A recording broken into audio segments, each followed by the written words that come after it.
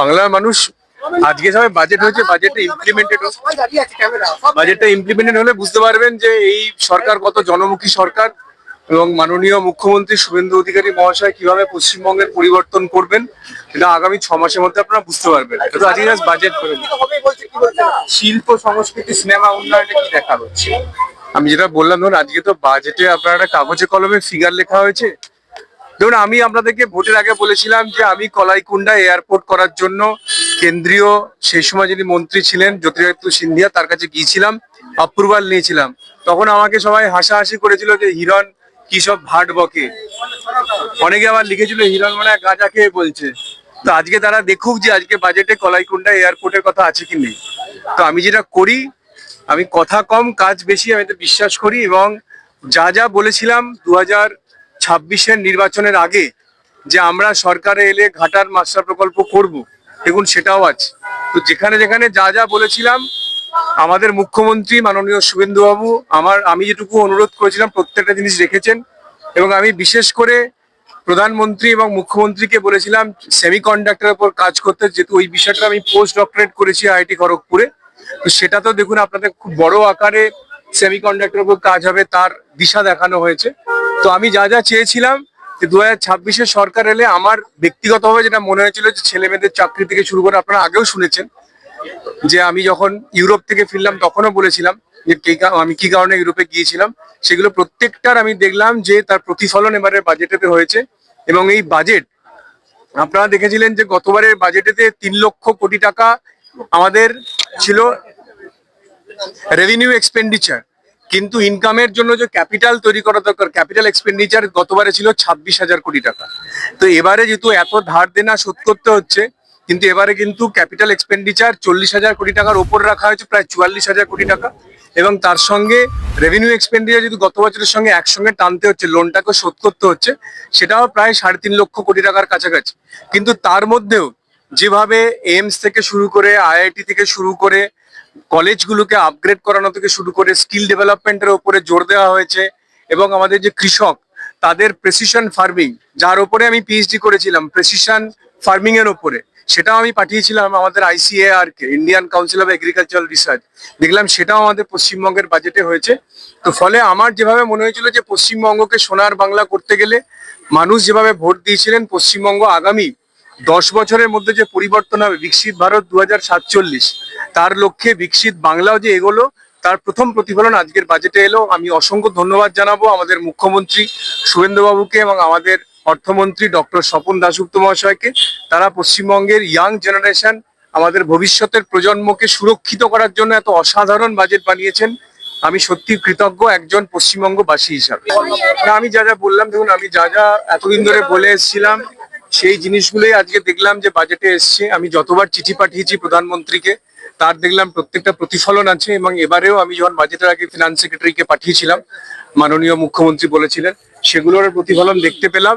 তার জন্য আমি কৃতজ্ঞ আমার মুখ্যমন্ত্রী এবং আমাদের অর্থমন্ত্রী ডক্টর স্বপন দাশগুপ্তর কাছে, যে আমার যেভাবে যেহেতু আমি অর্থনীতি নিয়ে এবং গ্রামীণ অর্থনীতির ওপরে যেহেতু আমি রিসার্চ করেছিলাম এবং গত 3 বছর আইআইটি খড়গপুরেতে dissemination on semiconductor, VLSI, robotics, machine learning এর ওপরে কাজ করেছিলাম এবং সারা পৃথিবী ঘুরে বেরিয়েছিলাম তার জন্য, হার্ভার্ড থেকে এমআইটি থেকে শুরু করে ইউরোপিয়ান ইউনিভার্সিটিস গুলো। এবং গত বছরও 3 মাস আমি ইউরোপেতে ছিলাম। তো ইউরোপ থেকে ফিরেও আপনাদেরকে বলেছিলাম যে আমাদের পশ্চিমবঙ্গে সেমিকন্ডাক্টর হাব খুলতে হবে, ভিএলএসআই ডিজাইন সেন্টার খুলতে হবে। তার প্রত্যেকটা এই বাজেটে আছে। দুর্ভাগ্য ছিল যে আমাদের গত 15 বছরের যে সরকার ছিল, তারা না সেমিকন্ডাক্টর শব্দটা কখনো জানতেন, না তারা ভিএলএসআই ডিজাইন শব্দটা কখনো জানতেন। ফলে যে অর্থমন্ত্রী করতেন তিনি তো অর্থনীতির ছিলেন না, অর্থটাও কখনো বোঝেননি, নীতিটাও কখনো বোঝেননি। ফলে পশ্চিমবঙ্গের ছেলে মেয়েদের ভবিষ্যৎকে পুরো অন্ধকারে ফেলে দিয়েছিলেন। এবং আজকে আমি অত্যন্ত ভাগ্যবান যে আমি সেই পশ্চিমবঙ্গ সরকারের একজন অংশীদার হিসেবে কাজ করছি, যার মুখ্যমন্ত্রী এবং যার অর্থমন্ত্রী তারা অ্যাটলিস্ট আজকের যুগ, আজকের যে টেকনোলজি, সেমিকন্ডাক্টর থেকে চিপ ডিজাইন থেকে ভিএলএসআই থেকে শুরু করে এমএল থেকে শুরু করে রোবোটিক্স থেকে শুরু করে তারা বোঝেন এবং সেটা প্রত্যেকটা বাজেটে আমাদের রেখেছেন। এবং ভবিষ্যৎ ছেলে মেয়েদের প্রোটেকশন দেওয়ার জন্য, তাদের প্রজন্মকে উন্নত করার জন্য সব রকম আছে। এবার যে বাজেটটা পেশ হলো, এটা একটা সর্বাঙ্গীন, আমার জন্য তো এটা প্রথম বাজেট। এমন কোন ক্ষুদ্রাতি ক্ষুদ্র অংশ ছাড়া হয়নি সমাজে যেটাতে ইম্প্যাক্ট হয়েছে, এরকম বাজেটের আশায় পশ্চিমবঙ্গ ছিল। এবং এটা ভুলে গেলে চলবে না যে আমাদের এই সরকার, তারা একটা কিন্তু ভয়াবহ আর্থিক সমস্যার মধ্যে দিয়ে চলছে। কারণ আগের সরকার প্রায় 8,15,000 কোটি টাকার ঋণ রেখে গেছে। আজকে বাংলায় যে শিশু জন্মাচ্ছে 86,000 টাকা মাথায় ঋণ নিয়ে জন্মাচ্ছে। তো এই ঋণের যে সুদ, এটা তো বাংলার বাজেটের একটা বড় অংশ নিয়ে বেরিয়ে যায়। আসলটাকে পূরণ করা বা সেটা মেটানো, সেটা তো অনেক বড় চ্যালেঞ্জ। সেই অবস্থায় যে বাজেট হয়েছে, এমন কোনো জায়গা করা হয়নি যেটাকে টাচ করা হয়নি, যেটাকে অ্যাড্রেস করা হয়। তো এটা একটা নিঃসন্দেহে দুর্দান্ত বাজেট। এখন তো আলোচনা হবে, আরো বিস্তারিত জানবো, ডকুমেন্টস নিয়ে যাচ্ছি, এগুলো পড়বো। এই ব্যাপারে পরে বিস্তারিত আরো কথা বলা সম্ভব। স্যার, যে পরিমাণ ঋণ ছিল আজকে বাজেটে প্রায় 4 লক্ষ কোটি টাকার বেশি, সেখানে এই ঋণ সামলে এই বাজেটটা সম্পূর্ণ করাটা কতটা চ্যালেঞ্জিং হবে আমাদের? এখন নিঃসন্দেহে মানে আপনি যদি দেখেন যে বাজেট মোটামুটি 4.5-4.5 লক্ষ টাকার বাজেট, আর ঋণ হচ্ছে 8,15,000 কোটি টাকা। দুটো আর্থিক বছরের ঋণ আমাদের জন্য ছেড়ে গেছেন প্রাক্তন বিধায়িকা মমতা ব্যানার্জি। কিন্তু তার মধ্যে রাজ্য তো আর থেমে থাকেন না, যেটা বলা হয় শো মাস্ট গো অন, রাজ্য তো থেমে থাকবে না। সেখানে আমাদের বিভিন্ন জায়গা দেখতে হবে। ডবল ইঞ্জিন সরকারের যেটা বলেছিল অর্থমন্ত্রী, এটা যতটা সম্ভব সুযোগ দিতে হবে। কিন্তু আগে প্রায় 50 বছর আগের বামপন্থী সরকার শেষের দিকে বুদ্ধদেব বাবু একটা চেষ্টা করেছিলেন, আর এই 15 বছর প্রাক্তন বিধায়িকা মমতা ব্যানার্জির সরকার শুধু কেন্দ্রের সঙ্গে লড়াই করে গেছে।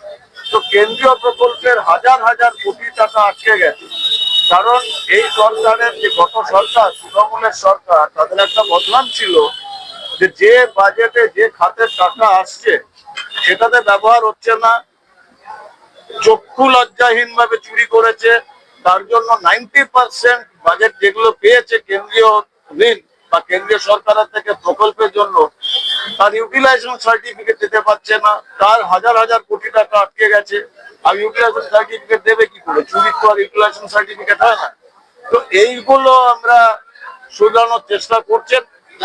তো আশা করি খুব তাড়াতাড়ি বাংলা আবার নেগেটিভ থেকে অ্যাটলিস্ট জিরো এসে তারপর পজিটিভের দিকে আমরা চলা শুরু করি।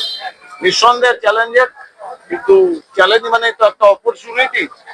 যে অপরচুনিটি রয়েছে বাংলাকে আবার ঘুরিয়ে আবার ট্র্যাকে নিয়ে আসা। বাংলা সারা ভারতবর্ষ যেরকম ভাবে দৌড়াচ্ছে আমাদের প্রধানমন্ত্রী নরেন্দ্র মোদীজির নেতৃত্বে একটা বিকশিত ভারত আর বিশ্বগুরু হওয়ার রাস্তায়, বাংলাও তাতে জয়েন করতে চলেছে বা করছে। এটাই একটা বিরাট বড়।